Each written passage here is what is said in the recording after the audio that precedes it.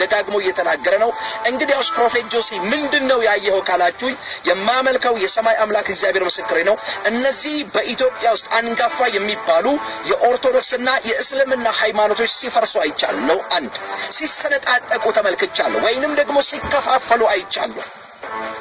ይሄ ነገር ከመሆኑ በፊት ኦሬዲ የመናፍስቱ ዓለም መንግስት አንድ ሃይማኖትን ክሬት ላድርግ እግዚአብሔር አምላክ ምን አሳየኝ መሰላችሁ በአመቱ መጨረሻ 2022 ሳያልቅ እኔ እግዚአብሔር ነብይ አይደለም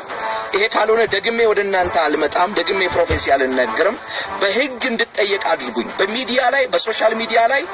ከሰሱኝና መንግስት እኔን እንዲጠይቅ አድርጉ እኔ በአደባባይ ፍርድ ይፈረድብኝ ይሄ ካልሆነ